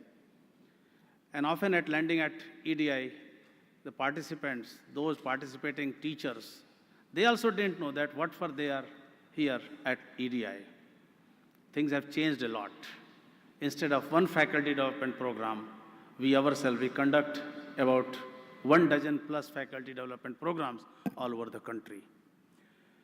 There are various ministries that have come forward, not only to strengthen emergence of startup entrepreneurs on campuses, that is focusing on urban and knowledge-driven entrepreneurs, but there are various interventions which are looking at what Mr. Khanna was mentioning, agriculture and allied sectors. I would like to specifically mention the contribution of Ministry of Rural Development. They launched a scheme called Startup Village Entrepreneurship Program. The program is still running into its pilot phase, wherein it is aimed to reach out to 125 blocks across the country, and after this, about 6,000 blocks will be covered. We ourselves, we are working in about 42, 43 blocks, wherein covering each and every household and tracking the potential, diagnosing the potential, and through technology aids, technology monitoring, motivating, inspiring, advising them to identify a business idea, converting them into business plan. So the emphasis has shifted, or at least it has also reached out to rural entrepreneurs, and that is a welcome change. I must compliment the graduates coming from IIT and other premier institutes of technology and management for creating an environment for entrepreneurship. May not be necessarily from other institutions, but these premier institutes, their graduates, they have created a demonstration effect. And students coming from other institutions or studying in those institutions, they also feel encouraged, motivated, inspired, and they consider you as their role models. Thank you for bringing this change in the country. While the number has been encouraging, there has been an observation that mortality rate of startups and entrepreneurs also is pretty high. About 50% startups end up by the end of the first year. This is not a very, very healthy picture. And that is why this class has been organized, that how can we talk about arresting this startup mortality rate, improving the success rate, what can be done? And what is the role of not only the startups, entrepreneurs, but the role of various important players of the ecosystem, and more so the institutions. We believe that entrepreneurship is not just a career vocation. It's not just an action. It's a state of mind. Either you are entrepreneurial or you aren't. And that is why a lot of what Mr. Khanna a while ago, I was very happy listening to you that you believe even in the behavioral instruments, profiling, understanding the aptitude, the way everybody cannot become a successful manager or a successful politician or a sports person, everybody cannot become a successful entrepreneur as well. And there are instruments. In McClelland, way back in 50s, he highlighted the profile, the qualities which make a difference. And there are instruments. We also believe that at our institute, that it is not only the technical knowledge, guidance, business model, business plans that we teach, but we also groom them as a resilient entrepreneur. This is very, very important. That is what we have noticed. But we believe that some of the critical reasons for failure or what you call the difficulties or the struggles of startups could be because of their inability to understand and mobilize resources, maybe the idea that they might not have tested its market potential, the entrepreneurial competencies, and often experience at times. We also have been struggling with this question, and we try to consult the experts, we try to do some thinking on our part also that what could be the reason. And we found that there has to be some intervention that needs to be done to help them understand the product, to help them understand the market, the support system. Today, there are different departments and different schemes are there for promoting entrepreneurship and startups. But how many are aware? What are the key highlights and from where we can withdraw? There was a question in the morning that can we start a venture without financial support? Probably the person might have tried and would not have been very, very successful in attracting finance, but there are various departments, various schemes, various funding sources available, and often we do not know that what are these sources and what are their requirements and how can we contact them. There are different departments. CGT, MSc is there, venture finance there, angel investors are there, various ministries are there, they have their own mechanism. We need to understand. The Department of Science and Technology, for the last 25 years or so, they have a department called National Science Technology Entrepreneurship Development Board. They facilitate a lot of capacity building interventions on this. What we did at our institute to improve the situation or the scenario in success of startup entrepreneurs, we introduced something which is called industry verticals, about 20-25 industry verticals. We introduced wherein there would be in-depth analysis, discussion about the industry scenario, the competition scenario, the policies, the incentives, the business models. There would be someone from alumni, preferably of the institute, who would have made that happen, and that provides insight about the sector itself. There is another intervention that we help them, that is a milestone-based approach. An entrepreneur, the prospective entrepreneur undergoes a plethora of exercises wherein he or she can learn about what are the intricacies of launching and starting a business. How do I register my company? How do I register for patent? How do I obtain patent? How do I apply for current account opening in a bank?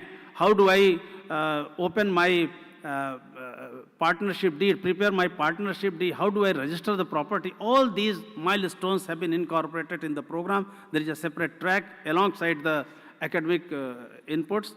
And this leads to providing them seed funding by the institute. And this has worked a lot. We are fortunate to, at Ahmedabad, fortunate to have a lot of academic professional institutions, including institutes of IIT, IIM, and several others, and lots of professionals have come forward, and they have been extending mentoring, guidance, support to our prospective entrepreneurs, and it is not just limited to the EDI alumni, EDI students, but even to the outside world. And this has helped them, and because of this, today we are very happy to say that our alumni engagement rate in entrepreneurship is 78%. 78% of EDII alumni of our regular PGP program, they are entrepreneurs. Not only they have created own companies, but even if they had access to the family business, they have joined and made them grow. And all those who created their own companies, 33%, over 33%, 34 to be precise, they are into manufacturing sector. So this is a very, very encouraging requirement. We believe that a lot of interventions need to be undertaken by the institutions, individuals, professionals in creating an ecosystem which favors entrepreneurship and entrepreneurship development. And in this regard, I would say that the faculty or the mentor support is very, very critical. So wherever mentors are available, we should link with the industry. So academia, industry, government also is a very important part of that ecosystem. That linkage should be strengthened. There should be discussions on updating them, upgrading them about various schemes, various support system mechanism. All those things are necessary. Their resource material should be available, which we believe is important, together with extending support for market validation and all that. Let me also share an observation. We are part of, for last 7 years or so, we are leading Global Entrepreneurship Monitor in India. Global Entrepreneurship Monitor, it was an initiative undertaken by Babson College, which is supposed to be very good in entrepreneurship, together with London Business School way back in 1999.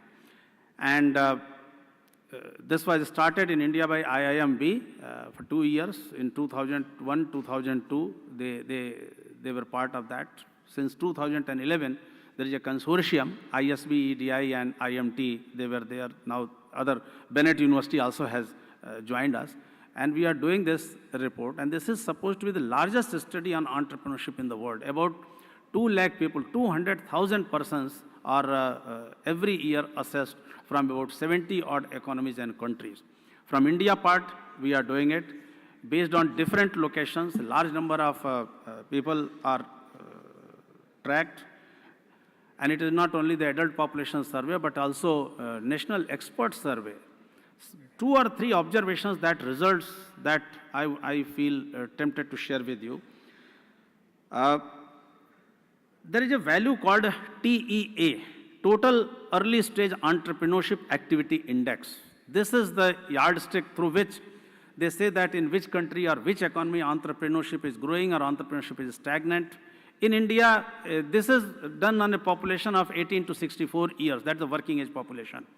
In India, some time back, it was about 6%. Now it is 10 and a half, close to 11%. So this is one observation. And if we look at the age group-wise classification of total early stage entrepreneurship in India, let me clarify that what TEA is. TEA, this total early just entrepreneurial activity, is the proportion of those who are preparing for launching their startups, or they have launched and they are about up to 3.5 years old. So either new or up to 3.5 years old. This is the proportion that we track.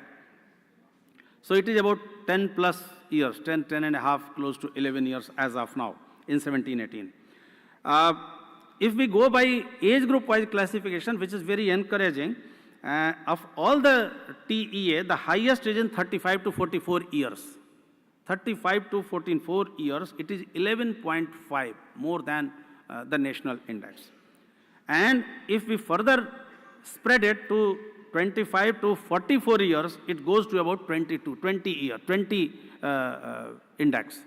So what it means that this is the age when people have come from college, they have mobilized resources, they have developed network, they have confidence, they have learned, and this is the right time to start their ventures. So 25 to 44 is the most, what you call suitable age according to this data. There is another demographic variable which is quite helpful. Gender-wise TEA, in 16-17, while TEA for female in India was 7.6, this year it has gone to 8.2. I compliment all those women entrepreneurs who have made it happen. 2 more factors, 2 more observations which are important. Established business ownership. which is very, very crucial test, that you have started a business, but what about after 3.5 years?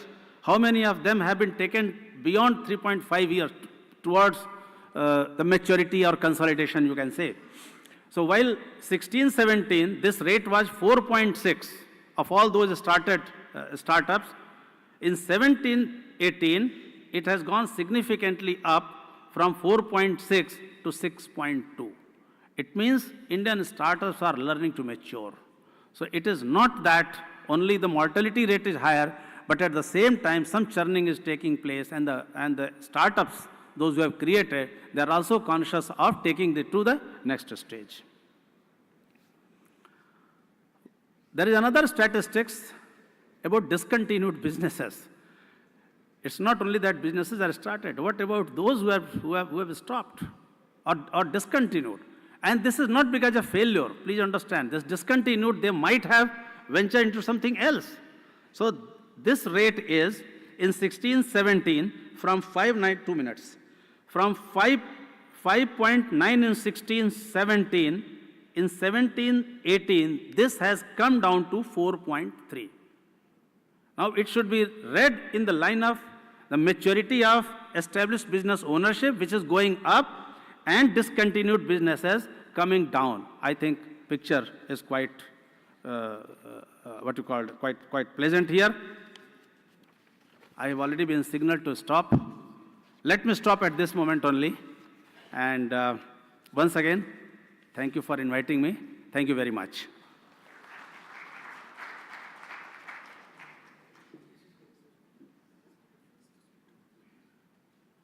Kishan sir, you are required urgently for a minute.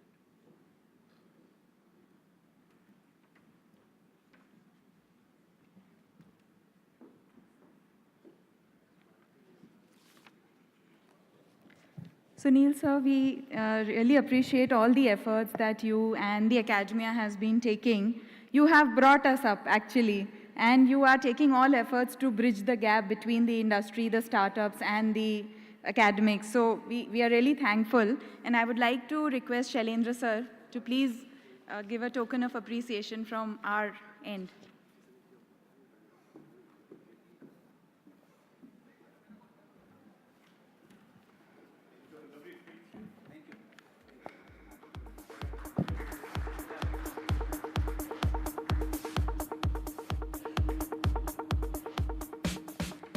Our next speaker is an alumnus of IIT Kanpur, IIM Calcutta, and is the co-founder of Crayon Data, an ambitious big data and AI startup that delivers Amazon-like personalization and Google-like scale to customer engagement in traditional enterprises. He co-founded Solutions Digitas and was its MD until it got acquired in 2010. He also focused his attention to development issues in Indian society through an initiative called Growth for All, an exciting experiment and mission to create a new model for inclusive growth and faster socio-economic development for the have-nots of Indian society. Let's welcome Shri Shrikant Shastri. Thank you. Namaskar, Pune. The hour before lunch is always dangerous. Even in a test match, the captain worries that batsmen will have low energy and wickets will keep falling. Hopefully, I will have enough here to sustain your interest. So let me get started off. Like many others speakers today, I started my journey in the pre-internet, pre-VC era. That's when I created my 2 startups. There were no workshops like this to get even the basic gyan, made lots of mistakes, almost went bankrupt, finally pulled ourselves up, and we had 2 exits. One company, we had 3,000 people, the other had 15,000 people. And right now, I spend half my time as a co-founder in a big data and AI company, but the other half, I do what I really enjoy doing most, mentoring, angel investing, and working with startups. Some of you in this room may have seen a web video series that I run called Chalo Startup.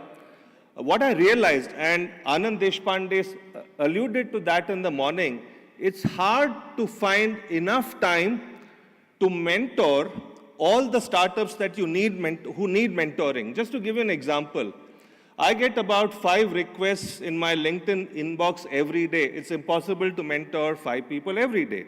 But what I realized was 80% of the questions are common.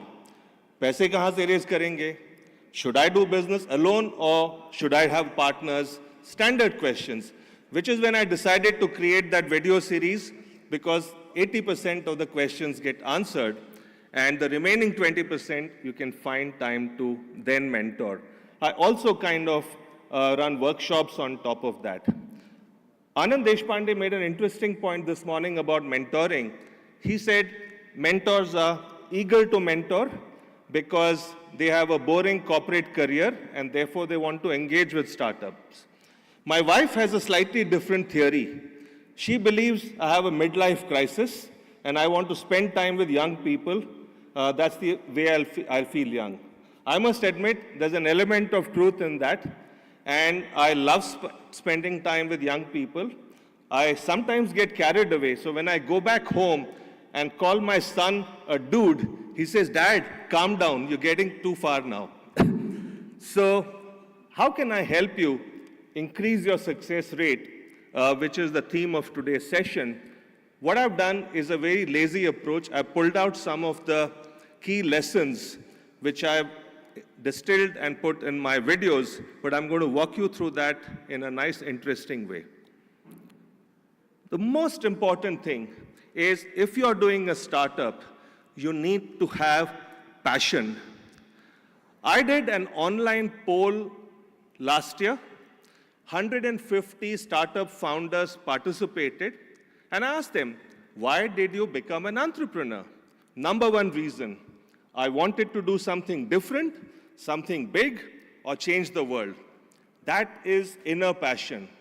There was a small group of people who were very honest and said, I want to become a billionaire. Nothing wrong with that, but the reality is you need an inner passion to come. Otherwise, without that, you will be dead. And let me explain why you will be dead without that passion. There was so much talk about funding this morning. Look at the statistics for the last few years. India has 40,000 startups. Less than 1,000 get formal VC funding every year, 2.5%. So if there are 200 people in this room, only 5 people are going to get VC funding. That does not mean the rest should not aspire to be a startup. They should, they can. There are other secret methods to do that, and we'll get to that shortly. But you need passion to sustain you in the absence of VCs slamming their doors at you. Passion is important. So one of my videos features a guy who's from Orissa called Sujit. He was all his life passionate about sports. He's created a startup focusing on sports. He goes to schools and takes over the physical training or PT function for the entire school. He tells the school, give it to me, outsource it to me. I will run it for you. Look at the way he's taken his passion and converted it into business. The second important one is do something real.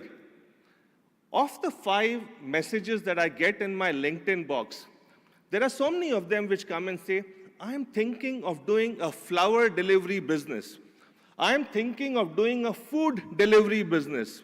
It's no longer a real business that you want to build. Other people have walked away with the market. But there are enough problems that can be solved in India where you can do something real. So one of the videos that I have features this interesting guy called Deep. Now, Deep has created a startup because he saw his mother, daughter, sisters all struggling. In India, when you go on a long car ride or a long train journey, it's impossible for women to go and use the loo. The loos are dirty. So he has created a simple device that allows women to stand and take a leak. Such an important problem to solve, but no one thought of it till he converted this into a product that he takes to the market. So solve a real problem and there is a market waiting for you. That from me would be lesson number 2. Take this one level further. A lot of people in the morning ask questions, can I be a social venture? Yes, you can. I'll give you an example of another girl, Neha Arora. She grew up with both her mother and father being disabled. One is on a wheelchair, the other parent cannot see or hear. So as kids, when they were growing up, they could never go on a holiday. How can two disabled parents take their children on a holiday? So when the kids grew up and started earning, they said, let us take our parents for a holiday. They tried a few times. The experience was horrendous. This girl, Neha, got very angry that how can I not take my parents on a holiday? What she did, she channelized her anger into a venture which provides travel experiences for people with any kind of disabilities. And she generates revenues out of this. Disabled people in India, user services. Foreign tourists come to India, user services. Now look at the underlying thought.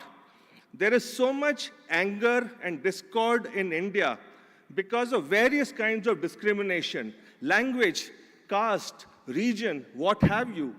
Now imagine if all this anger can be channelized into real businesses, and if you have an underprivileged community or caste person saying, rather than be throwing stones on the street, I can create real businesses, you're channelizing that into productive income. Again, immense potential. All these are ideas for you to start businesses, but it's not an easy path. So one of my videos is, Lage Raho Munna Bhai. Whatever be your intentions, or it might be a third-time entrepreneur like I am, you will always hit potholes. I'll give you an example. In my first venture, when I started way back in the 90s, there was in year 2 or year 3 of our business, we'd almost run out of money. There was this vendor who came to my office, caught hold of my collar, and saying, "Paise dete ho ki nahi dete ho?" One vendor landed at home.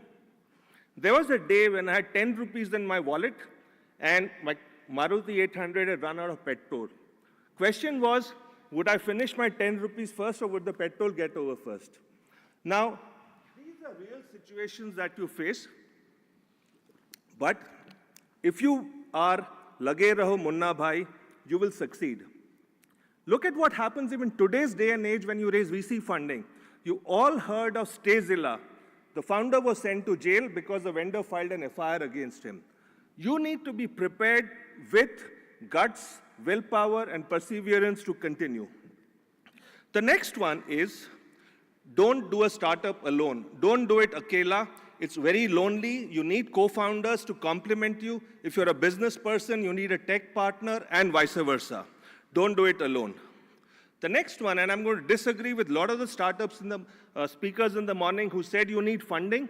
My view is, if only 2.5% of startups get funding every year, what happens to the remaining 97.5? You have to find a way without formal funding. Yes, go and get family and friends to fund you initially. Go and get some angel funding. But after that, your business has to be healthy, stand on its own feet. So watch one of the videos I have called Sabse Bada Rupaiya. A friend of mine has built a 1,000 crore company with zero VC funding. Simple principles of finance he follows, that the product or service that you have should be profitable, collect money from your customers on time, and don't make stupid investments like take your profits and buy a house. As long as you follow these basic principles, you don't need mega VC funding. Don't get carried away by pages in Economic Times. Stop reading Economic Times and getting carried away by that. The last point I'd like to make is two specific audiences. Most people believe that startups is for people in their 20s and early 30s. No.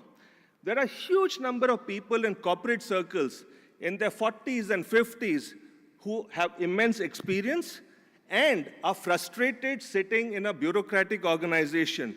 They have the desire to do a startup, don't know where to get started, go and find one of them as your co-founder. They bring a lot of experience, maturity, and limited expectations. Good pool of co-founders. The last one is for women in the room. A lot of women struggle to balance family and business. They don't pursue startups. Take a look at data anywhere in the world. Only less than 5% of startups have a sole woman founder. Only 15% of startups have one of the women as co-founders. Why? Because women believe it's hard to do. It need not be. I personally believe that that is the hidden potential that India has. Every woman can do a startup from home, even when you're looking after kids. Start doing it on a part-time basis. One of the videos I have is called Har Ghar Startup. Every woman can start a business at home, whether you have 1 hour a day at your disposal or 8 hours a day at disposal. Don't let that potential get wasted. Now, that was the set of lessons I had. You'll see that in a lot more detail in the video series, but hopefully I've woken you up pre-lunch. Thank you very much.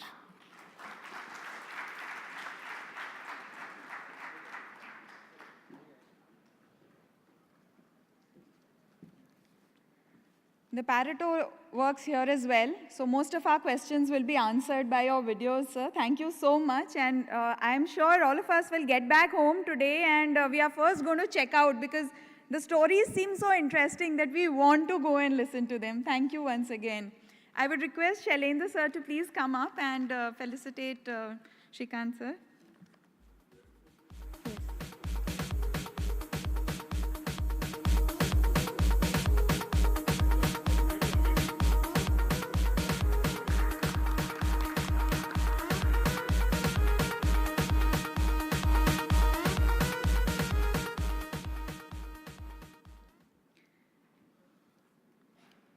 Mr. Prashil Agarwal, the founder of Mac Air, is now going to share how Mac Air are using UAVs, drones, to provide services to infrastructure and other sectors. Prashil has multiple years of experience in infrastructure sector across project planning, project management, and project execution. Building on his experience in this sector, along with his passion for new technology, he has founded Mac Air with an aim to bring and implement world-class technology in this traditional sector. Let us hear from Prashil.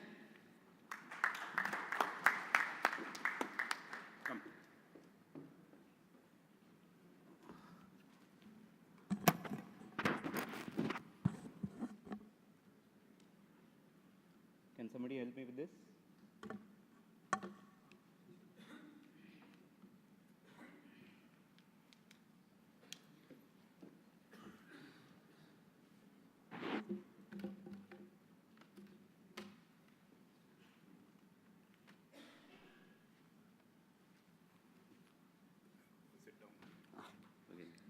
This side.